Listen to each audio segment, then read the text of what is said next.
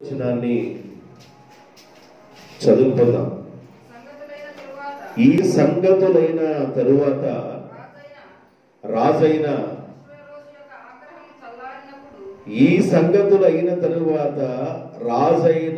అహష్వేరోషు ఆగ్రహము చల్లారెను. తర్వాత ఈ సంగతులైన తరువాత రాజైన అహష్వేరోషు ఆగ్రహము చల్లారెను. ఏ సంగతులైన తర్వాత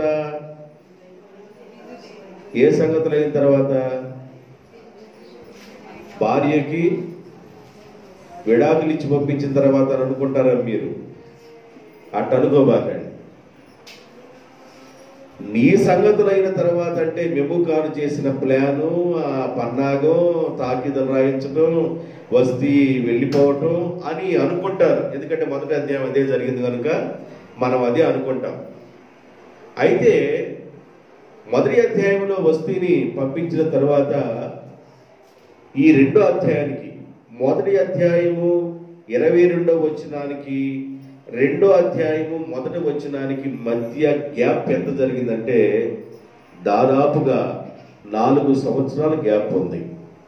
మొదటి అధ్యాయానికి రెండో అధ్యాయానికి మధ్యలో గ్యాప్ ఎంత ఉంది? 4 సంవత్సరాల గ్యాప్ ఉంది. ఈ సంగతులు జరిగిన తరువాత అంటే ఏ సంగతులు జరిగిన తర్వాత? అహష్వేరోషు రాజు దినములో జరిగిన చర్యల కార్యముల వివరములని మనం ప్రారంభించాం. ఇప్పుడు రెండో అధ్యాయంలో 4 సంవత్సరాల గ్యాప్ వచ్చింది. మొదటి అధ్యాయానికి రెండో అధ్యాయానికి మధ్య 4 సంవత్సరాల గ్యాప్ వచ్చింది. ఇప్పుడు ఎలా ఉన్నాడు అహష్వేరోషు రాజు అంటే చాలా కోపంతో మండిపడుతూ ఉన్నాడు. ఆ వ్యక్తి కోపంతో ఉన్నాడు. ఒకవైపు ఏమన్నా భార్య అయిన వస్తీ వెళ్ళిపోవటం, మరి భార్య అయిన వస్తీ నేను పిలిచినప్పుడు రాలేదనే ఆలోచనతో ఉండటం, ఆ తర్వాత ఎంత కుట్ర చేశారో అన్న జ్ఞానం లేనివాడిగా అమాయకుడిగా ఉండటం, ఇలాంటి పరిస్థితులన్నీ ఆయన నెత్తి మీద బరువుగా భారంగా ఉన్నాయి. ఈ విషయాల్ని అర్థం చేసుకొని ముందుకు సాగవలసిన ఈ వ్యక్తి అసలుకి జ్ఞానం లేనివాడుగా బాగా కోపిష్టిగా ప్రవర్తిస్తూ ఉన్నాడు. ఈ 4 సంవత్సరాల్లో ఏమి జరిగింది? ఈ 4 సంవత్సరాల్లో ఏమి జరిగిందంటే, ఇప్పుడు ఐగుప్తుల్ని అణిచివేశాడని చెప్పాను, బబులోను వాళ్ళని అణిచివేశాడని చెప్పాను. ఇంకా మిగిలింది ఎవరు? గ్రీకు దేశాన్ని జయించాలి, పైనున్న ఐరోపా ప్రాంతాన్ని కూడా జయించాలి. ఐరోపా ప్రాంతంలో మాసిదోనియా ప్రాంతం ఉంది. గ్రీకు దేశం మరి ఈ ల్యాండ్ని పట్టుకోవాలనే ఆలోచనతోనే 180 రోజులు విందు జరిగింది. 180 రోజుల విందు ఎందుకు జరిగింది అంటే గ్రీకు ప్రాంతాన్ని జయించడానికి, మరి వెళ్ళడానికి యోధులను తయారు చేశాడు. అంటే ప్రజలందరూ రాజుగారు అనగలే రాజుగారి కోసం కూడా ప్రాణం పెట్టడానికి ఇష్టపడేంతగా మంచిగా వాళ్ళందరిని ప్రేమను సంపాదించుకున్నాడు. మంచి మంచి ఆతిథ్యాన్ని ఇచ్చాడు. వాళ్ళు ఎంత తినగలిగితే అంత తిన్నారు, ఎంత తాగగలిగితే అంత తాగారు. మరి రాజుగారు పిలిచిన వెంటనే ఇక యుద్ధానికి వెళ్ళటానికి సామాన్యుడు, సైనికులు అందరు కలిసి బయలుదేరేటట్లుగా అంత గ్రిప్పును సంపాదించుకున్నాడు అహష్వేరోషు రాజు. ఎంత గ్రిప్పున్న అహష్వేరోషు రాజు ఇప్పుడు ఎలాగున్నాడంటే కుటుంబము పాడైపోయిన వాడుగా, భార్య దూరం అయిపోయిన వాడుగా, మనసులో ఒక కలత ఉంది. నేను తర్వాత చెబుతా. మనసులో కలత ఉంది, భార్య దూరం అయిపోయిన కలత ఆయన మనసులో ఉంది. రెండో విషయం ఏంటంటే ఎలాగైనా గ్రీకు ప్రాంతాన్ని పట్టుకోవాలి. ఏథెన్సు ప్రాంతం వారు సహాయం చేశాడు కాబట్టి ముందు ఆ పట్టణాన్ని నాశనం చేయాలి. ఆ గ్రీకు ప్రాంతంలో మెయిన్ ల్యాండ్స్ ఏంటంటే ఏథెన్సు ప్రాంతం, స్పార్టా అనే ప్రాంతం. ఏథెన్సు ప్రాంతంలో ముఖ్య పట్టణాలు. ఈ పట్టణాలు గెలిచి ఆ ప్రాంతాన్ని మొత్తాన్ని కైవసం చేసుకోవాలని ఆయన సిద్ధపడుతూ యుద్ధానికి ఎంతమందిని సిద్ధపరుచుకున్నాడంటే దాదాపుగా 20 లక్షల మందిని సిద్ధపరుచుకున్నాడంటే యుద్ధానికి. ఎంతమందిని? చరిత్ర ఇది. ఎస్తేరు గ్రంథ చరిత్ర అర్థం కావాలి. వాక్యాలు చదువుకుంటూ వెళ్తే చరిత్ర అర్థం కాదు. చరిత్ర పుస్తకాలు ఉంటాయి గ్రంథాల గురించి. కాబట్టి 20 లక్షల మందిని సంపాదించుకొని బయలుదేరాడు. ఎక్కడి నుండి? పారసీక ప్రాంతం నుండి ఆయన బయలుదేరి మరి ఎంత జనంతో ఇక్కడికి వచ్చాడు. లిడియా అనే ప్రాంతం. ఎక్కడికి వచ్చాడు? ఈ ప్రాంతానికి వచ్చాడు. ఈ ప్రాంతానికి వచ్చి, అంటే ఈ ప్రాంతం కూడా ఏ దేశం కింద ఉంది? పారసీకుల యొక్క సామ్రాజ్యం కిందే. ఈ లిడియా అనే ప్రాంతం, ఎఫెసి అనే ప్రాంతం, అలాగే మెలితు అనే ప్రాంతం, ఈ ప్రాంతాలన్నీ ఈ పారసీకుల యొక్క పాలన కిందే, సామ్రాజ్యం కిందే ఉన్నాయి. ఈ ప్రాంతంలో ఒక వ్యక్తి మనకు కనబడుతూ ఉంటాడు. ఆ వ్యక్తి పేరు ఏంటంటే పైథియాస్ అనే వ్యక్తి కనబడతాడు. లిడియా అనే ప్రాంతంలో పైథియాస్ అనే వ్యక్తి కనబడతాడు. ఈ వ్యక్తి బాగా సంపన్నుడు అనమాట. వాడికి ఏం చేశాడంటే ఆ 20 లక్షల మందికి ఆతిథ్యాన్ని ఇవ్వడానికి స్పాన్సర్ అనమాట ఆయన. ఎవరో? పైథియాస్ అని ఈ వ్యక్తి స్పాన్సర్. 20 లక్షల మందికి ఆ భోజనం తయారు చేయడానికి స్పాన్సర్. ఈ రాజుగారు వెళతా ఎలాంటి రథాన్ని వేసుకుని వెళ్ళాడంటే బంగారంతో చేయబడిన రథాన్ని వేసుకెళ్ళాడు. ఏ రథాన్ని వేసుకెళ్ళాడంట? అసలు తాగేవాడికే బంగారంలో పోషిస్తే, బంగారపు యొక్క బాటిల్లో పోషిస్తే ఈ దగ్గరికి మామూలు బంగారం లేదు. ఆయన రథం కూడా బంగారమేనమాట. ఆ బంగారపు రథాన్ని వేసుకొని వెళ్ళాడు. అయితే ఇక్కడికి వెళ్ళిన తర్వాత అక్కడ స్టే అయ్యారు.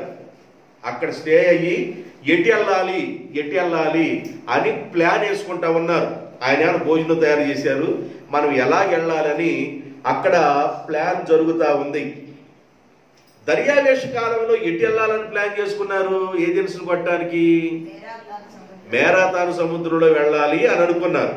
ఇక్కడ మేరాతాను కాదు, ఇంకొక సముద్రంలో పడి వెళ్ళాలి. వాళ్ళ దగ్గరికి ఇంకో ప్రాంతం నుండి వెళ్ళాలని వాళ్ళు ఆలోచన చేస్తూ ఉన్నారు. ఆ సముద్రం పేరు ఏంటంటే మర్మరాలనుకోబాకండి, మర్మరా సి. ఆ సముద్రంలో నుండి ఒక పాయి ఉంటది. నిజాంపట్నం వాడరేవులో పాయి ఎలాగ చీలు ఉంటుందో అలాగే ఒక పాయి చీలు ఉంటది అనమాట.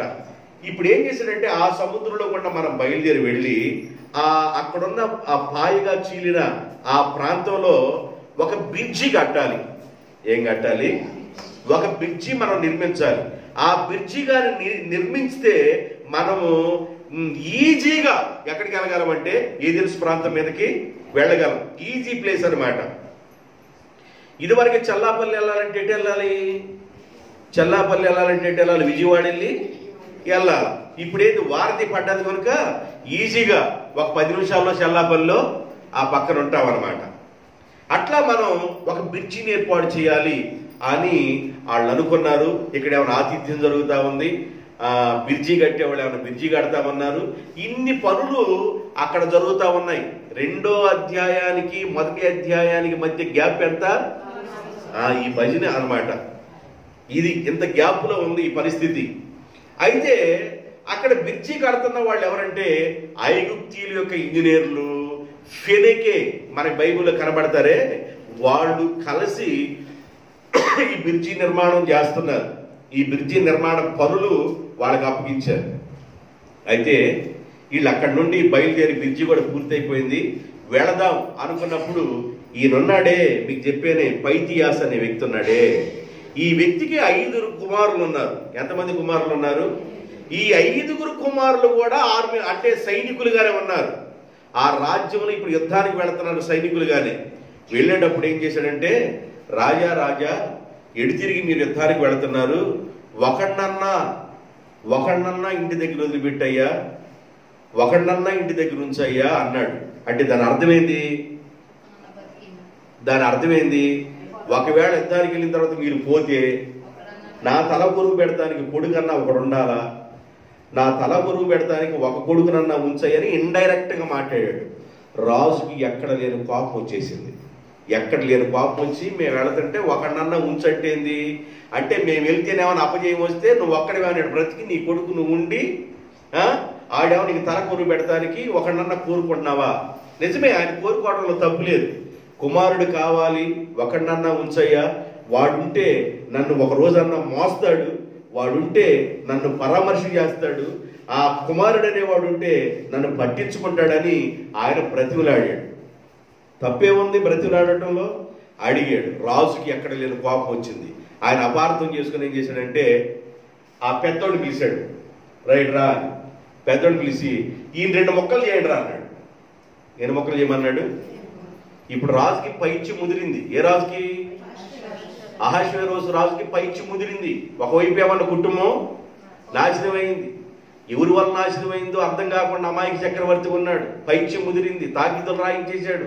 ఈ ఒకవైపు కుటుంబం బాగొట్టుకున్నాడు, పైచ్యంలో ఉన్నాడు. ఈ పైచ్యం వికారించినోడు ఇక్కడేమన్నా ఆయన ఆ మాటనే తలికి ఇక ఈయన ఏం చేశాడంటే ఆ పెద్ద కుమారుడు తీసుకొచ్చి ఆ సైనికులు మధ్యలో ఒక మొక్క చేసేసారు. మధ్యలో ఒక మొక్క చేసి, అరే మనం వెళ్తున్న రోడ్లో ఒక మొక్క నా పక్కన, ఒక మొక్క నీ పక్కన పెట్టి ఏడు స్టార్ట్ అవ్వండి రా అన్నాడు. అంటే అహష్వేరోషు రాజు అనగలే చల్లని రాజు అనుకోబాకండి. అహష్వేరోషు రాజు అనగలే శీతాకాలపు రాజు. శూషోర కోట అంట, శీతాకాలపు రాజధాని అంట. చల్లగా కూలుగా ఉంటాడు అనుకోబాకండి. మామూలు శాడిస్ట్ గాడు. ఈ అహష్వేరోషు రాజు 2 మొక్కలు చేసి ఆడ నుండి బయలుదేరి ఆడ వచ్చిన ఇక పూర్తయింది నాయన అనుకొని ఆడ బయలుదేరి వెళుతున్నప్పుడు తుఫాను బయలుదేరింది. ఏం బయలుదేరింది? ఆ సముద్రంలో బలమైన తుఫాను వచ్చేసింది. ఆ సముద్రంలో వచ్చిన బలమైన తుఫానుకి వాళ్ళు వేసిన బ్రిడ్జి కూడా కొట్టుకెళ్ళిపోయింది. ఇప్పుడు ఆ బ్రిడ్జి మీద వెళ్ళాలని కదా వాళ్ళు వేసిన బ్రిడ్జి కూడా కొట్టుకెళ్ళిపోయింది. కొట్టుకెళ్ళిపోయే తలకి ఎక్కడ లేని కోపం వచ్చేసింది అహష్వేరోషుకి. ఎవరి మీద? ఎవరి మీద వచ్చింది కోపం ఆయనకి? బ్రిడ్జి వేసిన వాళ్ళ మీద, సముద్రం మీద కూడా ఇచ్చిందంట ఆయన కోపం. సముద్రం మీద వచ్చి సముద్రాన్ని 300 దెబ్బలు కొట్టండి అన్నాడంట. ఎన్ని దెబ్బలు కొట్టమన్నాడు? పైచ్యం బాగా ముదిరిందని చెబుతున్నా నేను, వికారిస్తుంది అనమాట. పైచ్యం వికారించిందంటారే, అట్లా ఉన్నాడు ఇప్పుడు ఈ రాజు. సముద్రానికి కొట్టండి రా 300 దెబ్బలు అంటే 300 దెబ్బలు కొట్టారు. సముద్రానికి సంఖ్యలు ఏంటంటే సంఖ్యలు తీసుకొని సముద్రంలో పడేశారంట. అంటే ఇప్పుడు సముద్రానికి ఏమేశారంట? అంత కోపిస్తారు అన్నమాట. కట్టింది ఎవరు రా అన్నాడు. నెక్స్ట్ కట్టింది ఎవరు రా అన్నాడు. ఐగుప్తీయులు, ఫినేకేయులు, వీళ్ళ మొత్తాన్ని మోసపోకపోయాడు అన్నాడు. వాళ్ళు మొత్తాన్ని చంపేశాడండి. ఎవరెవరైతే ఇంజనీరింగ్లో పనిచేశారో, ఎవరైతే ఆ నిర్మాణ విషయంలో పనిచేశారో అందరూ చంపేపించాడు. అహష్వేరోషు రాజు 127 సంస్థానాల మీద అధిపతి. ఏం చేద్దా జరిగిపోవాలా? చంపేశాడు. మరలా బ్రిడ్జి కట్టండి అన్నాడు. మరలా కొంతకాలం ఆ లిడియా అనే ప్రాంతంలోనే వాళ్ళు నిలిచి మళ్ళీ 2వసారి బ్రిడ్జి ప్రారంభమైన తర్వాత ఆ బ్రిడ్జి గుండా వాళ్ళు బయలుదేరి ఇప్పుడు ఏథెన్సు ప్రాంతానికి దగ్గరలోకి వచ్చేసారు. ఆ ప్రాంతంలో కొన్ని పర్వతాలు ఉన్నాయి. ఆ ప్రాంతంలో ఏముంది? కొన్ని పర్వతాలు ఉన్నాయి. ఇప్పుడు ఆ ప్రాంతంలోకి వెళ్ళాలి. ఇప్పుడు ఆ ప్రాంతంలో మామూలు భయం కొట్టుకోవాలా. ఏ దేశం వాళ్ళకి మామూలు భయం కొట్టుకోవాలా. మనం ఎలాగో ఆ సముద్ర ప్రాంతాన్ని పడిస్తే ఎట్లాగో గెలిచేము, అసలు పాలసీలు గెలవంటే మాటలు కాదు. కాబట్టి ఇక వాళ్ళకి భయం కొట్టుకుంది. ఆ భయం కొట్టుకొని ఏదైనా వాళ్ళు ఎక్కడికి పరిగెత్తారంటే స్పార్టా అనే వాళ్ళ దగ్గర పరిగెత్తారు. ఇప్పుడు ఈ యుద్ధం టైంలో కూడా వాళ్ళకి పండుగ వచ్చింది. ఎవరికి? స్పార్టా. పండగ టైంలో వాళ్ళు యుద్ధానికి రారు. పండగ టైంలో యుద్ధానికి రారు. వీళ్ళకి పౌర్ణమి, ఇప్పుడు వీళ్ళకి ఏమన్నా అమావాస్య అయింది. ఇప్పుడు వాళ్ళు పండగ టైంలో యుద్ధానికి రారు. ఇలాంటి పరిస్థితి. అయితే మీరు ఏమి చేస్తారంటే వీళ్ళ పర్వతాల మీదుగా వచ్చేటప్పుడు ఒక పర్వతాన్ని ఈ పర్వతాన్ని దాటుకొని రావడానికి ఒక ఇరుకైన మార్గం ఉంది. ఏ మార్గం ఉంది? ఇరుకైన మార్గం ఉంది. ఈ 20 లక్షల మంది బయలుదేరి ఇరుకైన మార్గంలో రావాలంటే అందరూ మరి రావటానికి అది ఒక 100 ఎకరాల ల్యాండ్ మీద అలా రావటం కాదు కదా. ఆ ఇరుకైన మార్గంలో రావాలంటే ఒక 4 3 అలాగ రావాలి. కాబట్టి వచ్చినోడు చంపేద్దామనే కోణంలో ఆ సాటును దాక్కుంటారా బాబు అని స్పార్టా వాళ్ళు వీళ్ళకి సలహా ఇచ్చారు. స్పార్టా వాళ్ళు ఏమైనా సలహా ఇచ్చారంటే ఆ ఇరుకు మార్గంలో ఎటు తిరిగి రావాలా, మన దగ్గర రావాలంటే మీరేం చేస్తారంటే ఆ ఇరుకు మార్గం దగ్గర కాసుకొని ఉండండి, వచ్చిన వాళ్ళు వచ్చినట్టు నరకండి అన్నాడు. ఎవరు వెళ్ళలేకపోతున్నారు, దాటి ఎవరు వెళ్ళలేకపోతున్నారు, వెళ్ళినోళ్ళు వెళ్ళినట్టు నరికేస్తున్నారు. జనం ఏమన్నా ఇక్కడే ఉన్నారు గొట్లుగా, వీళ్ళు ఏమన్నా అసలు వెళ్ళినోళ్ళు ఒక్కడ కనపడతారు, ఒక్కడ దాటి వెళ్ళిపోవట్లా. అంతలో ఏథెన్సు ప్రాంతంలో ఉన్న ఒకడు ఏం చేశాడంటే పారసీకుల రాజు దగ్గరికి వచ్చాడు. ఎవరి దగ్గరికి వచ్చాడు? ఇది మామూలు విషయం కాదండి, పెద్ద పిక్చర్ ఇది. వాడు వచ్చి అన్నాడు, అయ్యా మీరు ఎన్ని సంవత్సరాలున్నా ఈ దీనిలో నుండి మీరు అవతలకి వెళ్ళలేరు, నేను చెబుతాను నాకేం చేస్తారు అన్నాడు. అరే నేను నీకు చెయ్యాల్సింది చేస్తాను, నీకు ఇవ్వాల్సింది ఇస్తాను, అసలు ఏం చేయాలన్నాడు. ఈ ఇరుకు ప్రాంతంలో కానీ మీరు వెళ్ళాలంటే మీ వల్ల కాదు, ఈ పర్వతాన్ని రౌండ్ అప్ చేసి అవతల పడ్డగా వెళితే ఈజీగా వెళతారని సలహా ఇచ్చాడు. వీళ్ళు ఎక్కడోళ్ళు ఎక్కడే ఉండగా ఈ 20 లక్షల మంది కదా, ఈ సైన్యం మొత్తం తిరిగి ఆ పర్వతాన్ని దాటుకొని వెళతా ఉన్నారు. వాళ్ళకి అర్థమైపోయింది. అంతలోకి స్పార్టా వాళ్ళు కూడా పండగ చూసుకొని వాళ్ళు కూడా జాయిన్ అయ్యి అన్నాడు ఏథెన్స్ వాళ్ళతో వచ్చి, ఒరే నాయనా ఇక మామూలు విషయం కాదు, మన ప్రాంతాన్ని మొత్తాన్ని కాల్ చేస్తారు, నాశనం చేస్తారు, అందరు నాశనం చేసి వెళ్ళిపోతాడు ఈ రాజు. ఆయన కోపంతో ఉగ్రుడిగా ఉన్నాడు. కాబట్టి మేము వాళ్ళకి కొంతవరకు ఆపగలం. స్పార్టా నుండి దాదాపుగా 300 మంది వచ్చారు. ఎంతమంది వచ్చారు? ఒక్కొక్కడు ఎంతమంది సమాధానం చెప్తాడు? 100 మందిని గెలవగలడు, అంత యోధులు అనమాట.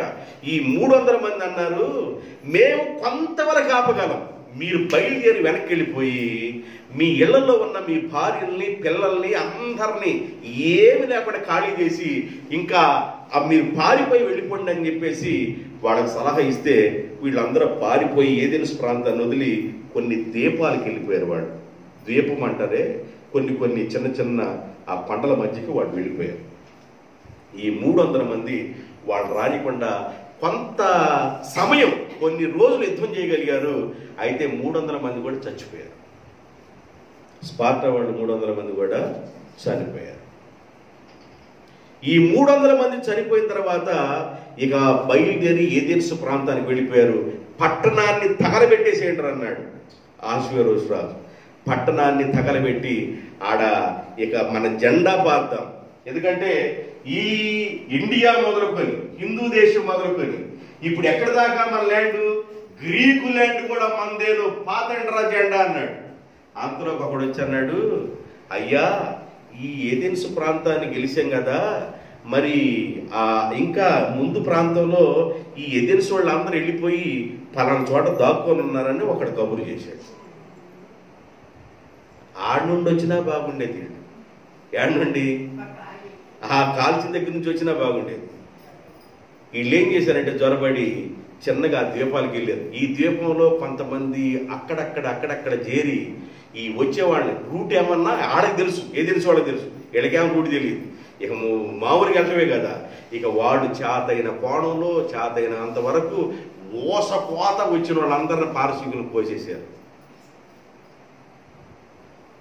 పారసీకుల రాజుగా ఉన్న అహష్వేరోషు రాజుకి గుండెల్లో భయం కొట్టుకుంది. ఇక ఇక్కడుంటే ఇక నేను కూడా అయిపోతాను, ఎక్కడుంటే ఇక నేను కూడా అయిపోతాను అనుకొని చచ్చిపోయినోడు వరకు చచ్చిపోయారు, పోయినోడు వరకు పోయారు అని వెనక్కి తిరిగేశాడు పారసీకుల రాజు. వాళ్ళ దెబ్బకు ఓడిపోయాడు. ఇది రెండో దండయాత్ర. ఓడిపోయి వెనక్కి తిరిగి వెళుతున్నప్పుడు బావర్దిగా ఉన్నవాడు చెడ్డ సలహా ఇచ్చాడు. ఫస్ట్ చెప్పానే, వీడన్నాడు, ఇదిగో నేను వెళతానన్నాడు. పోతే నువ్వు పోరా, నీకు జెండా పాతున్నాను కదా, తర్వాత నువ్వు ఏళ్ళు ముందు పోతే నువ్వు అని ఈయన వెనక్కి తిరిగాడు. ఆయన చచ్చిపోయాడు యుద్ధంలో. కొంతమంది చనిపోయారు, మిగిలిన ఉన్నవాడు కొంతమంది చేతులు ముడుచుకొని ఇంటికి వచ్చేసారు. 2వ అధ్యాయం మొదలు వచ్చిన చదవండి. ఏమైన తర్వాత ఈ సంగతులు, ఇప్పుడు నేను చెప్పిన సంగతులన్నీ అయిన తర్వాత ఇంటికి వచ్చి కూర్చున్నాడుగా. ఇంటికి వచ్చి కూర్చోగల ఒకవైపు ఏమన్నా వాటమి, ఒకవైపు ఏమన్నా వాటమి. ఇప్పుడు రెండోది ఏంటంటే ఇంటి దగ్గర రాగలే ఖాళీగా ఉన్నాడు, ఎవరు భార్య లేదు. ఈ సంగతులు అయిన తర్వాత రాజైన అహష్వేరోషు యొక్క ఆగ్రహము చల్లారెను. అతడు వస్తీని, ఆమె చేసిన దానిని, ఆమెకు నిర్ణయించబడిన దానిని ఇప్పుడు ఏం చేస్తున్నాడంట, వస్తీ ప్రేమ గుర్తొస్తుందంట ఈయనకి. ఏం నేను అన్యాయంగా ఎంత పని చేశాను, నిరుడిగా తాకితో రాసి పంపించాను, అన్యాయంగా ఆమె చేసింది ఏంది, ఆమె చేసింది కూడా నాకు సహకరించింది కదా.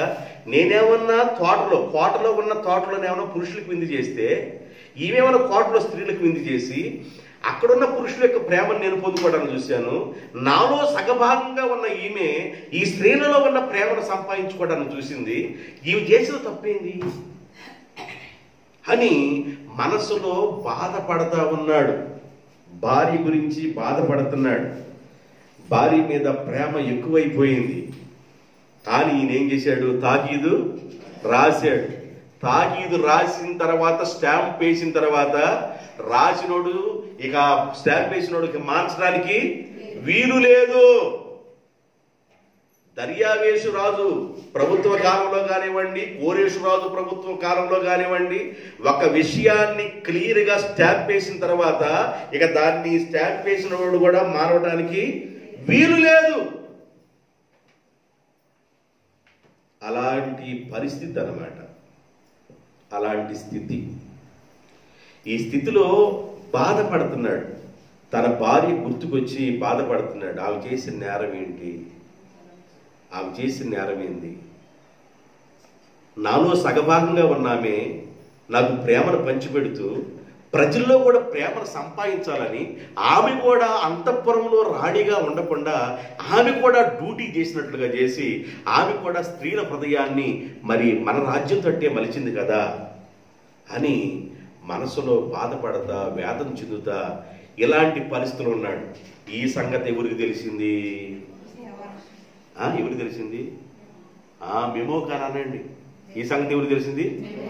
ఓరే నాయనా, పిలిచి గాని అరే మెమోకాను ఏమి సలహాలు ఇచ్చావరా నువ్వు అని గాని నన్ను అడిగాడా, నా మెడక మీద తలకాయిపోయింది. ఏమి చేసిన నేరవరా, ఎంతొల్లుకు వచ్చావు బొట్ట, కుటుంబాన్ని నాశనం చేసావు కదరా, కుటుంబాన్ని చిచ్చు పెట్టావు కదరా, కుటుంబాన్ని తగలబెట్టావు కదరా, భార్య లేని వాడిని చేసావు కదరా, ఎంత చిచ్చు పెట్టావని అంటాడేమోనని వీళ్ళు ఏం చేశారంటే సెకండ్ ప్రోగ్రాంలో భార్యను వెతకదామయ్యా అన్నారు. ఏం చేశారు మరి, ఖాళీగా ఉంటాడు కదా, ఖాళీగా ఉంటే భార్య మీదే వస్తా ఉంటుంది, ధ్యాస అంతా ఆలోచన అంతా భార్య మీదే ఉండిద్ది. మనసులో బాధపడుతున్నాడంట భార్య మీద. భార్య భర్తకి ఎంత ప్రేమను పంచిపెట్టిద్దో తన భర్తకి తెలుసు. భర్త భార్యను ఎంత ప్రేమిస్తున్నాడో మరి భార్యకి తెలుసు.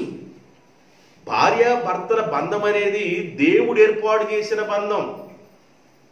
భార్యాభర్తల బంధం అనేది దేవుడు ఏర్పాటు చేసింది.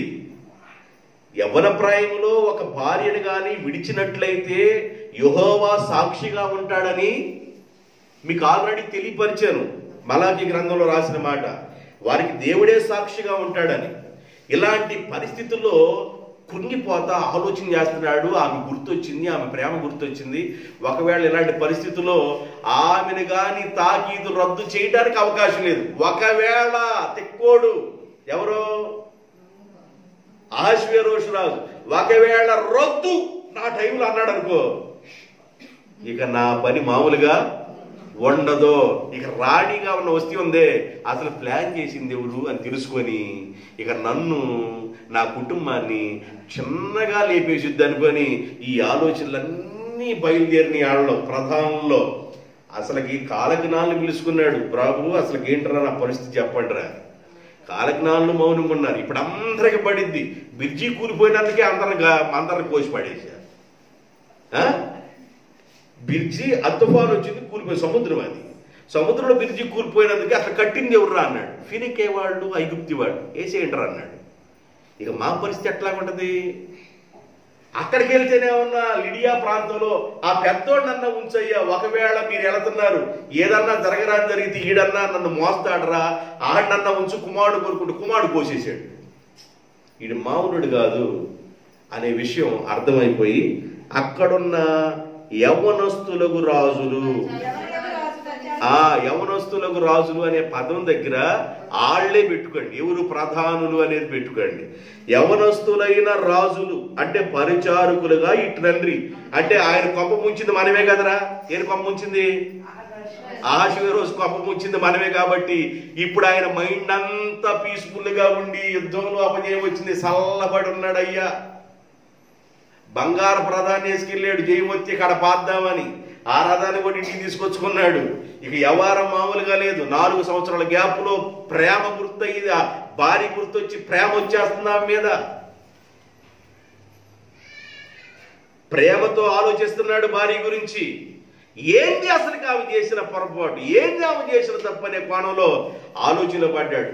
ఇక ఈ ఆలోచన కానీ ఎక్కువైపోయిందంటే ఒకవేళ వస్తీని గానే పిలిపించుకున్నాడా మన పని ఖాళీ అనుకొని వీళ్ళు ఏం చేశారంటే, మామూలు కాదుగా. చూడండి 2వ వచనం, యవనస్తులకు రాజులు పరిచారకులు ఇట్లండ్రి అందమైన కన్యకలను రాజు కొరకు వెదుకుదము, అందు నిమిత్తము సౌందర్యులైన కన్యకలందరినీ సమకూర్చి శోషాను కోటపు అంతఃపురములోకి చేర్చి స్త్రీలకు కాపరియగు రాజు యొక్క నపుంసకుడగు హేగే వంశమునకు అప్పగించినట్లు రాజు తమ రాజ్యం యొక్క సంస్థానములన్నిటిలో పరిచారకులను నియమింపగా శుద్ధి కొరకు సుగంధ ద్రవ్యములను వారికి ఇచ్చిన తరువాత రాజు ఆ కన్యకలలో దేని యందు ఇష్టపడునో ఆమె వస్తీకి బదులుగా రాణియగును. ఈ మాట రాజునకు ఇవన్నీ అనుకూలమే. రాజునకు అనుకూలమైన కనుక అతడు ఎలాగూ జరిగించను. అసలుకి ఎవరు ఏది చెబితే అది వెంటనే. ఇప్పుడు కాపురం గుట్టు ఉంటుందండి. కాపురం గుట్టు ఇంట్లో భార్యాభర్తలు చూసుకోవాలి. నీ ఇంటి గుట్టును నువ్వు కాపాడుకోవాలి. కొన్ని విషయాలు చెప్పుకునే ఉంటాయి, కొన్ని విషయాలు చెప్పుకొని ఉంటాయి, మాట్లాడుకొని ఉంటాయి. బజార్ నేసారు వీళ్ళ కుటుంబాన్ని. ఏడేశారంట.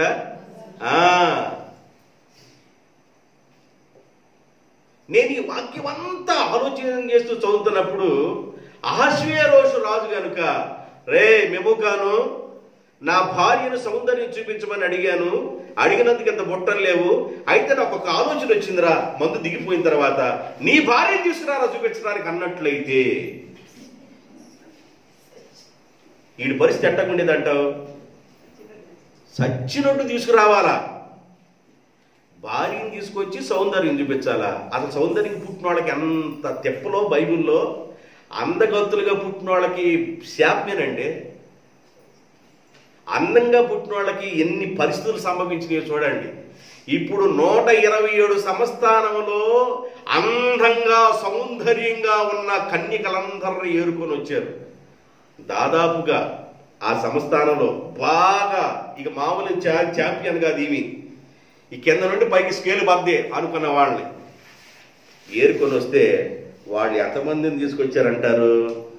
దాదాపుగా 300-400 మందిని తీసుకొచ్చారు. ఎంతమందిని తీసుకొచ్చారు? వెతికి వెతికి వెతికి ఇక మామూలుగా చూడంగలేని కళ్ళు దిగేలమైన తట్టుగా మెరుపు తీగలను తీసుకొచ్చారు. వెళ్ళి దాదాపుగా 300 మంది 400 మంది లోపు తీసుకొచ్చారు. ఆళ్ళల్లో ఎస్తేరమ్మను కూడా తీసుకొచ్చారు. ఆళ్ళు ఎవరిని తీసుకొచ్చారు? ఎస్తేరమ్మను కూడా తీసుకొచ్చారు. ఎస్తేరు అనే పదానికి అర్థం ఏంటంటే నక్షత్రము. ఎస్తేరు అనే పదానికి అర్థమైంది నక్షత్రం. ఎస్తేరుకి మరి ఒక పేరుంది, అదస్స. అదస్స అనగా పరిమళము అని అర్థం. అదస్స అంటే ఏంది? పరిమళము అని అర్థం. అదస్స అనే పదం హిబ్రూ పదం. హదస్స అనే పదం హిబ్రూ పదం. దానికి అర్థం ఏంటంటే ఆ పదానికి పరిమళము. పేర్లకు మంచి అర్థాలు ఉంటాయి. పేర్లు పెట్టుకునేటప్పుడు మంచి అర్థాలతో పెట్టుకుంటారు. కాబట్టి హదస్స అనే పేరుకి అర్థం ఏంటంటే పరిమళము. ఎస్తేరు అనే పదానికి అర్థం ఏంటంటే నక్షత్రము. ఏంటంట? నక్షత్రం. ఇంకా ఆమె కొంచెం లోతుకి వెళ్తే కొంచెం చరిత్ర ఉంది. ఇప్పుడు అక్కడికి వదిలే, మళ్ళీ అక్కడికి ఎందుకు. ఇలాగా వీళ్ళందరినీ తీసుకొచ్చారు. వీళ్ళందరినీ ఎవరికి అప్పగించారంట? హేగే అనే నపుంసకుల యొక్క వాళ్ళకి అప్పగిస్తే వాళ్ళందరూ పరిమళ సుగంధ ద్రవ్యముల చేత వాళ్ళందరినీ స్నానాలు చేయించి శుభ్రం చేయించి వాళ్ళందరినీ రాజుగారి ఎదుటికి. ఇప్పుడు రాజుగారికి ఎవరు నచ్చారో వాళ్ళు ఏమవుతారు? భార్య అవుతారు. మరి మిగతా వాళ్ళ పరిస్థితి జాగ్రత్తగా. ఇప్పుడు మిగతా వాడు అన్నారుగా 400 మంది తీసుకొచ్చారు అనుకుందాం. 400 మంది తీసుకొచ్చారు అనుకుందాం. భార్య ఒకళ్ళు అవుతారు. మిగతా వాళ్ళందరి పరిస్థితి ఏంది? మిగతా వాళ్ళందరి పరిస్థితి ఏందో నేను చెబుతాను నేను జాగ్రత్త. ఇక వాళ్ళు ఇంటికి వెళ్ళే పని లేదు. ఇక వాళ్ళు ఇంటికి వెళ్ళే పని లేదు. భార్యకి ఏమన్నా అంతఃపురం ఒకటి ఉంటుంది. ఇక మిగతా వాళ్ళు కావన్నా వాళ్ళందరికీ ఏమన్నా ఒక ప్లేస్ ఉంటుంది. కన్యకలుగా ఉండే వాళ్ళకి ఒక ప్లేస్ ఉంటుంది. ఇక రాజుగారు వెళ్ళిన తర్వాత ఆయన దగ్గరికి ఇక కన్యకల్ని ఆయన వివాహం చేసుకున్న తర్వాత, అంటే వెళ్ళిన తర్వాత మీకు అర్థమైపోయి ఉంటుంది.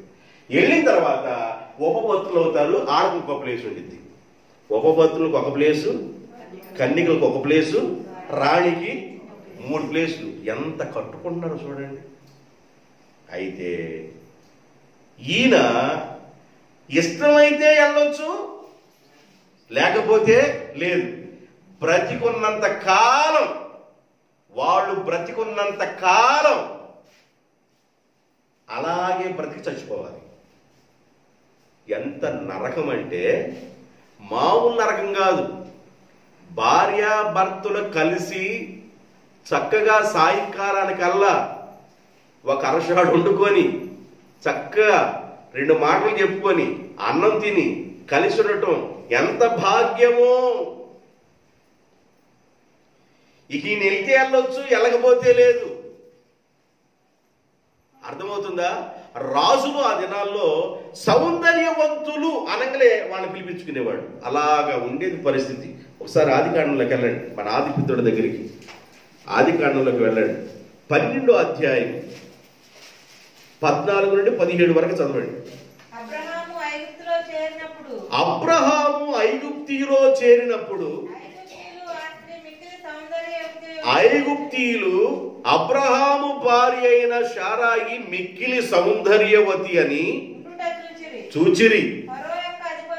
ఫరో రాజు దగ్గర ఉన్న అధిపతులు ఆమెను చూచి ఫరో దగ్గరికి వచ్చి, అసలుకి మన ప్రాంతానికి వచ్చిన అసలుకి ఆ అమ్మాయి మామూలుగా దెమ్మ తిరిగిపోతుందని చెప్పారంట. ఏం చెప్పారంట? ఫరో రాజుకి దెమ్మ తిరిగిపోతుందని అధిపతులు చెప్పారు. దెమ్మ తిరిగితే ఆయన ఎందుకుంటాడు? దెమ్మ తిరుగుతుందని చెప్పాడు కదా. ఫరో రాజు ఎందుకుంటాడు? దెమ్మ తిరిగింది. చదవండి. దెమ్మ తిరిగేదానికి ఈవిడ ఫరో ఇంటికి తీసుకెళ్లారు. అంటే అందగత్తిగా ఒక ఆయనకి భార్య, అసలుకి ఒక ఆయనకి భార్య కొన్నామని ఫరో రాజు తీసుకెళ్ళడం ఏంది? ఈయనేమన్నా ప్రవక్త, ఈయన దేవుని పిలుపు కలిగిన వాడు, ఈయన దేవుని దర్శనం కలిగిన వాడు. ఏం జరిగిందో తెలుసా? కింద చదవండి. ఆమెను బట్టి అందువలన అక్కడ కాదు, ఆ ఇంటికి ఏం జరిగింది? ఆ ఇంటికి తీసుకెళ్లిన తర్వాత ఆ ఇంటికి ఏం జరిగింది? మహావేదన. మహావేదనతో బాధించాడు దేవుడు. మామూలుగా లేదు. ఒక పురుషునికి భారీగా ఉన్నామని అందగత్తని అధిపతులు పొగిడిన వెంటనే నువ్వు మామూలుగా పాల మీద పొంగినట్లుగా ఉప్పొంగి ఏమరా ఇంటికి తీసుకొస్తావు అక్కడ భార్యనని చెప్పేసి మహావేదంతో దేవుడు ఏం చేశాడు? బాధించాడు. మైండ్ దెమ్మ తిరిగిపోయింది, బ్లాక్ అయిపోయింది. మైండ్ బ్లాక్ అయ్యి దండం పెట్టి ఆమెను అబ్రహాంకు అప్పగించాడు. దేవునికి స్తోత్రం. హల్లెలూయా. ఐగుప్తి దేశంలో రాజు అంటే ఆయన ఏం చేస్తాడు? అబ్రహాం అబ్రహాముతో దేవుడు ప్రయాణం చేస్తున్నాడు. అబ్రహాము దేవుని పిలుపు కలిగినవాడు, అబ్రహాము దేవుని మాటకు లోబడినవాడు, అబ్రహాము విధేయుడు, అబ్రహాము వాగ్దానం కోసం ఎదురు చూసినవాడు, ఆ నిరీక్షణ కలిగిన వాడు, విశ్వాసం కలిగిన వాడు, ఇన్ని క్వాలిటీస్ కలిగిన నా కుమారుడిగా ఉన్న అబ్రహాము యొక్క భార్యని తీసుకెళ్ళడానికి ఎంత డెర్రా నీకు?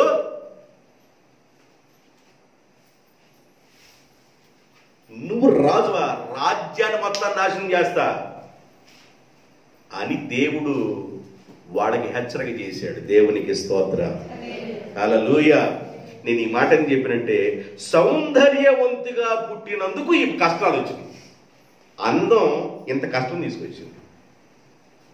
127 సంవత్సరాలలో ఉన్న వాళ్ళందరినీ ఇప్పుడు ఎక్కడ తీసుకొచ్చారు? శోషాను కోటకు వచ్చేసారు. శోషాను కోటలో ఈ 400 మంది వస్తే రాజు ఒకళ్ళని చేసుకుంటాడు, మిగతా వాళ్ళ పరిస్థితి. దానికి ఇంకొక ఎగ్జాంపుల్ చూద్దాం, చూడండి. 2 సమూయేలు గ్రంథం 20వ అధ్యాయం, 2 సమూయేలు గ్రంథం 20వ అధ్యాయము 3వ వచనం.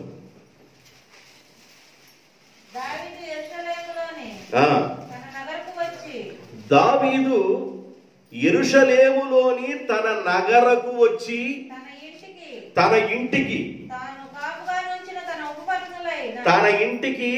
కాపుగా ఉంచిన తన ఉపపత్నులు 10 మంది స్త్రీలను తీసుకొని వారిని కావలిలో ఉంచెను. రాజు కావలిలో ఉంచెను. కావలిలో ఉంచి వాళ్ళ పొట్టకు కావలసింది ఆహారం రాజు పెడుతున్నాడు గాని రాజు వారి దగ్గరికి ముఖం చూడటానికి కూడా వెళ్ళలేదు. వాడు బ్రతికున్నంత కాలము, అది సంగతి. వాడు బ్రతికున్నంత కాలం ఆ 10 మందిలో ఎప్పుడన్నా ఒకటి చూద్దామని అనిపిస్తే తప్ప ఇక ఆడ బ్రతుకు విధవరాళ్ళ బ్రతికే. ఎవరు బ్రతుకు? రాజు చేసుకుంటే అబ్బో అని అనుకుంటారేమో. తెప్పులు మామూలుగా ఉండవు, వస్తే వస్తాడు, లేత లేదు. ఇక బతికినంతకాలం కావలసిన ఆహారం పెడతాడు. ఈమె ఏడకెళ్తాం చూడండి, ఒకటి కాపలా పెడతాడు. ఇంకా ఆమె ఏడకెళ్ళింది, ఇంకేడకెళ్ళింది, కాపలా పెడతాడుగా. ఒకటి గట్టెత్తాడు, కాపలా పెడతాడు, ఇంకా ఏడకెళ్ళింది, చేద్దాం అని అంటాడు. ఏడకెళ్తాడు రాజు చెప్పాలి. మెడక మీద తలకాయలు వేసింది. ఇక అందుకని ఆడుంటుంది. ఇప్పుడు ఈ 400 మంది పరిస్థితి ఎట్లాగుందంటే, ఎస్తేరుని తీసుకొచ్చారుగా. తీసుకొచ్చిన తర్వాత రాజు ఎవరిని ఇష్టపడ్డాడు? 4 వచ్చిన వారికి ఈరోజు చెప్పేసి ముగిచ్చేస్తాను. 4 వచ్చిన లోపే ముగిచ్చేస్తాను. చదవండి. రాజు ఆ కన్యకలలో దేని యందు ఇష్టపడును? ఆమె వస్తీకి బదులుగా రాణియగును. ఈ మాట రాజునకు అనుకూలమైనది గనుక అతడు ఇలాగున జరిగించెను. రాజునకు ఏమైందంట? అనుకూలమైపోయింది. 5వ వచనంలోకి వెళ్ళండి. షోషాను కోటలో బెన్యామీనుడగు కీషులకు పుట్టిన షిమీ కుమారుడగు యాయీరు వంశస్థుడైన మొర్దెకై, యాయీరు వంశస్థుడైన మొర్దెకై. చదవండి. బబులోను రాజు అయిన నెబుకద్నెజరు యూదా రాజైన యెకొన్యాను పట్టుకొని పోయినప్పుడు ఇతడు యెకొన్యాతో కూడా యెరూషలేములో నుండి చెరపట్టబడిన వారిలో ఒకడు. ఎవరు? మొర్దెకై ఒకడు. తర్వాత తన పినతండ్రి కుమార్తె అయిన హదస్సా అను ఎస్తేరు తల్లిదండ్రులు లేనివాడై ఉండగా ఆమెను పెంచుకొని ఆమెను పెంచుకొనెను. ఆగండి. ఆమెను పెంచుకొనెను. తర్వాత కింద చూడండి. ఆమె అందమైన రూపమును సుందర ముఖము గలదై ఉండెను. ఆమె తల్లిదండ్రులు మరణము పొందిన తరువాత మొర్దెకై ఆమెను కుమార్తెగా స్వీకరించెను. వాళ్ళ తల్లిదండ్రులు మొర్దెకైకి ఏమవుతారు? ఏమవుతాడు? పెనతండ్రి. పెనతండ్రి 15 వచనంలోకి వెళ్ళండి. 15 వచనంలోకి వెళ్ళండి. మొర్దెకై తన కుమార్తెగా స్వీకరించుకొనిన తన పినతండ్రి అయిన అబీహాయిలు కుమార్తె, అబీహాయిలు కుమార్తె అగు ఎస్తేరు. అంటే ఎస్తేరు ఒక నాన్న పేరేంది? ఇది గుర్తుపెట్టండి. ఎస్తేరు యొక్క నాన్నగారి పేరేంది? అబీహాయిలు కుమార్తె అగు ఎస్తేరు రాజు నొద్దకు వెళ్ళుటకు వంతు వచ్చినప్పుడు స్త్రీలను కాయురాజుల యొక్క షండుడైన హేగే నిర్ణయించిన అలంకారముగాక ఆమె మరి ఏమీ ధరించుకొనలేదు. ఆడికి వెళ్ళాలంటే అమ్మ ఎట్టబడితే వెళ్ళబాకు, ఇదిగో నీకు రూపం దిద్దుతాను. రాజు దగ్గరికి వెళ్ళాలంటే ఎట్టబడితే వెళ్ళబాకండి. నిన్ను అందంగా తయారు చేసి హేగే ఎంతవరకు మేకప్ చేయగలడో, ఎంతవరకు అందంగా చేయగలడో అంతవరకు చేసి పంపించాడు. ఇంకెగస్ట్రా అవేమి ఎస్తేరు యొక్క తండ్రి మొర్దెకైకి ఏమవుతాడు? పినతండ్రి. పినతండ్రి యొక్క కూతురు మొర్దెకైకి ఏమైంది? చెల్లెలైద్ది. బాబాయ్ కూతురు ఏమైంది? బాబాయ్ గాని పెదనాన్న గాని కూతురు ఏమైంది? చెల్లెలైంది. అయితే చెల్లెలుగా ఉన్న ఈ అమ్మాయిని, ఎస్తేరు అనే ఈ అమ్మాయిని కుమార్తెగా స్వీకరించాడు. అసలు మొర్దెకై యొక్క మైండ్ ఎంత పెద్ద మైండో, ఎంత మంచి మనసో ఇక్కడ మనకు అర్థమవుతుంది. తల్లిదండ్రులు చనిపోయిన తర్వాత ఒక కుమార్తెను చెల్లెలుగా ఉన్నామని కూతురుగా స్వీకరించడం అంటే బాధ్యతలు బరువులు మొత్తం ఎవరు పోయాలి ఇప్పుడు? అంటే ఎంత మంచి వ్యక్తో మొర్దెకైని గమనించండి. ఆమెను అనాథగా వదిలిపెట్టలేదు. నువ్వు అనాథగా బ్రతుకు అనలేదు. నువ్వు అనాథని అనలేదు. నువ్వు ఎడిపోతే పోతావు, ఎడి తిరిగితే తిరుగు అనలేదు. నీ ఇష్టానుసారంగా బ్రతుకు అనలేదు. బాధ్యత వహించాడు మొర్దెకై. అందుకనే మొర్దెకై బైబిల్లోకి వచ్చాడు. దేవునికి స్తోత్రం. హల్లెలూయా.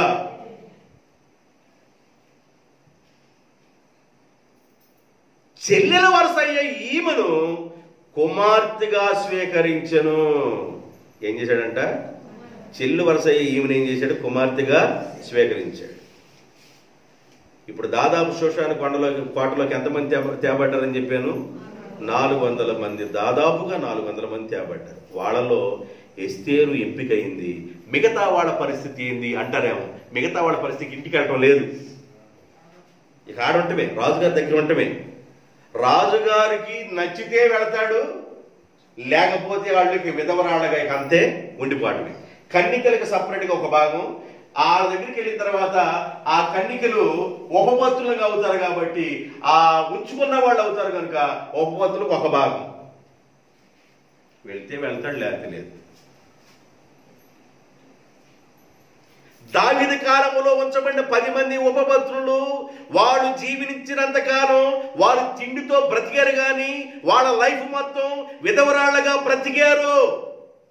సుఖం సంతోషం ఏముండదు. రాజకోటలు రాయండి అంటాం, సుఖం సంతోషం ఏముండదు.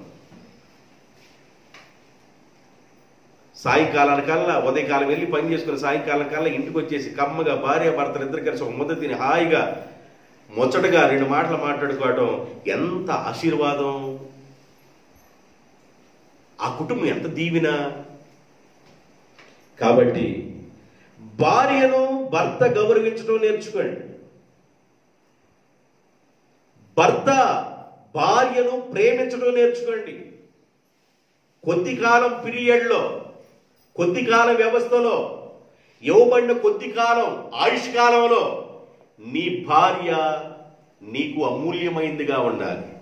నీ భర్త నీకు అమూల్యమైన వాడుగా ఉండాలి. నీ భర్తను నువ్వు గౌరవించడం నేర్చుకో. వాళ్ళల్లో ఒకడు దూరం అయితే ఎంత బాధో అహష్వేరోషు పడుతున్నాడు. ఒక్కళ్ళ దూరం అయితే, భార్య ఒకవేళ ముందుగా దాటిపోయినా, భార్య దూరం అయిపోయినా భర్త పని చాలా కష్టం.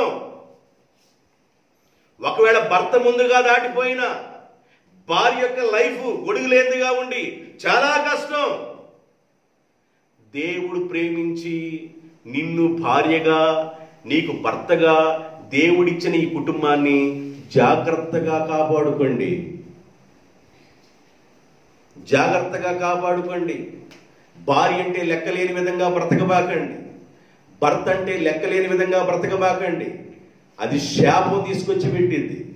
అందువల్ల ఈ కొద్ది కాలంలో దేవుడు పిలవక మునిపే భార్యాభర్తల దేవుడు కలిపాడు కనుక జాగ్రత్తగా వినండి. ఒకరి మాట ఒకరు జాగ్రత్తగా వినండి. నీ భర్త మాట నువ్వు జాగ్రత్తగా విను. నీ భార్య మాట జాగ్రత్తగా విను. ఒకరిని ఒకరు ప్రేమతో చూసుకోవడం నేర్చుకోండి. కొన్ని కుటుంబాల్లో సుంచులు ఉంటాయి, చూసావా? రాత్రి కూడా సుంచులు తిరిగేది శబ్దం విన్నారు మీరు ఎప్పుడన్నా? సుంచులు శబ్దం విన్నారు ఎప్పుడన్నా? ఎట్టగంటే సుంచులు ఎట్టగా గట్టిగా చెప్పండి. ఎట్ట ఎంట అంటాయా? ఎట్టాగుంటాయి కొన్ని కుటుంబాలు. సుంచులు పోట్లాడుకున్నట్టే. అస్సలు మామూలుగా ఉండదు. తెల్లారిపాటికి ఏమైనా తిన్నారంటే రాత్రి మామూలుగా జాయింట్ ఫలం, మరి తెల్లారికి అంత లొట్ల పడి ఉన్నాయి కళ్ళు. రాత్రి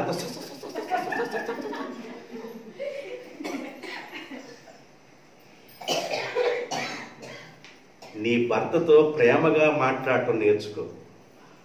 నీ భర్తతో ప్రేమగా ఉండటం నేర్చుకో. నీ భార్యతో నువ్వు ప్రేమగా ఉండటం నేర్చుకో. భర్త భార్యతో ప్రేమగా ఉండటం నేర్చుకోండి. భార్య భర్తతో ప్రేమగా ఉండటం నేర్చుకోండి.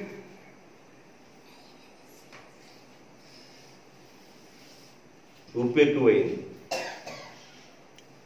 ఎత్తి పళ్ళెం పడేసావు కింద. మళ్ళీ ఎత్తుకో. పళ్ళు ఎత్తి పడెత్తి అని చొట్టపోయింది. మళ్ళీ కొనుక్కొచ్చుకో పళ్ళెం. తెచ్చుకోరా బాబా అంటది మనసులో, బయట కనిపోయినా. కొందరు బయటికి అంటారు, కొందరు బయటికి అంటారు.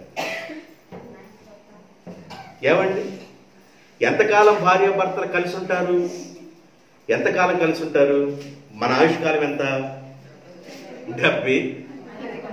ఎవరు చెప్పింది ఈ మాట? దేవుడు కాదు, మోషే. ఎవరు చెప్పింది? మోషే. ఎప్పుడైనా మోషే ఆది కాండం, నిర్గమకాండం, లేవి కాండం, సంఖ్యకాండం, ద్వితీయోపదేశ కాండంలో ఉన్నాయన మోషే. యెహోషువ గ్రంథంకి వచ్చేసరికి పాయ. తర్వాత యెహోషువ, న్యాయాధిపతులు, రూతు, 1-2 సమయాలు, 1-2 రాజులు, 1-2 దినవృత్తాంతాలు, ఎజ్రా, నెహెమ్యా, ఎస్తేరు, యోబు, కీర్తనలకు వచ్చాం. ఆయన అన్నాడు 70 లేదా? ఇంకా తర్వాత 18 వెళ్తే అన్నాడు ఎంతలో కనబడి అంతలో మాయమైపోయే ఆవిరి వంటి వాడివి కదా అన్నాడు. అంటే ఆయుష్కాలానికి పరిమితం లేదు గనుక దేవుడు నీకు ఇచ్చిన భార్యను మంచిగా ప్రేమించడం నేర్చుకో. దేవుడు నీకు ఇచ్చిన భర్తను మంచిగా ప్రేమించడం నేర్చుకోండి. తక్కువ కాలంలో ప్రేమను పంచుకోండి. ప్రేమను పంచుకోండి, ఒకరికొకరు ప్రేమను పంచుకోండి. తక్కువ కాలంలో భార్య ఒకవేళ దూరం అయిపోతే అహష్వేరోషు రాజు పడ్డ బాధ మామూలు బాధ కాదు. ఉపపత్నులు ఉన్నారు, వెళ్ళిపోవచ్చుగా. ఆయన రాజ్యంలో ఉపపత్నులు ఉన్నారు కదా, వెళ్ళొచ్చు కదా. లేదు, వస్తీ స్పెషల్. వస్తీ కొరకు ఆలోచిస్తున్నాడండి.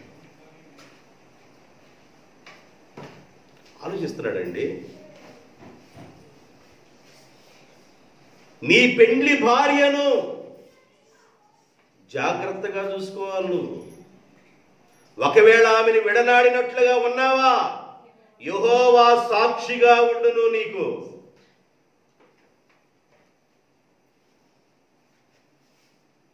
కొద్ది కాలం బ్రతికే బ్రతుక్కి కీసులాటలు, గొడవలు, బజారెక్కటాలు, బజారుతనం ఇవన్నీ విడిచిపెట్టుదురుగాక. మంచి బ్రతకండి. ఈ పాఠం ద్వారా దేవుడు మనకేమి నేర్పిస్తున్నాడంటే అహష్వేరోషు ద్వారా భార్యాభర్తల ద్వారా ఎంత దూరం అయిపోతే ఎంత బాధో ఆయన అక్కడ చూపిస్తున్నాడు. ఆ బాధ పోగొట్టడానికి ఒక వ్యక్తిని ఎవరినో ఒకరిని తీసుకురావాలని తర్వాత ప్లాన్ చేయడం జరిగింది. ఎస్తేరు రంగప్రవేశం చేసింది. మిగతా భాగాలు రేపు మాట్లాడుకుందాం. దేవుడి మాటల ద్వారా మిమ్మల్ని దీవించునుగాక. ఆమేన్.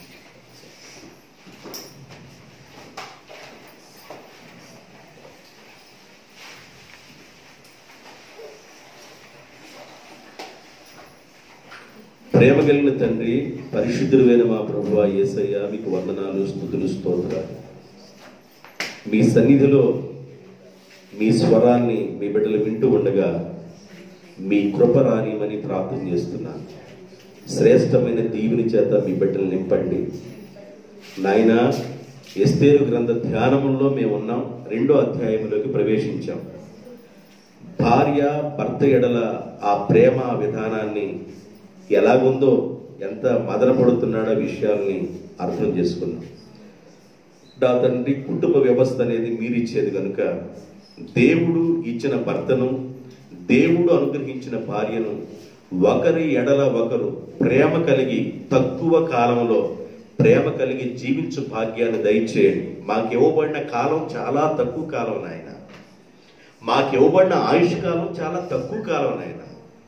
ఒకరిని ఒకరు హత్తుకున్నట్లుగాను, ప్రేమ కలిగి ఉండినట్లుగాను, కుటుంబాలు కట్టబడినట్లుగాను మీ బలమైన హస్తమును చాపమని నాయనా మీ బిడ్డలందరినీ ఆశీర్వదిస్తూ యేసుక్రీస్తు నామములో ప్రార్థన చేయుచున్నాను తండ్రి. ఆమేన్.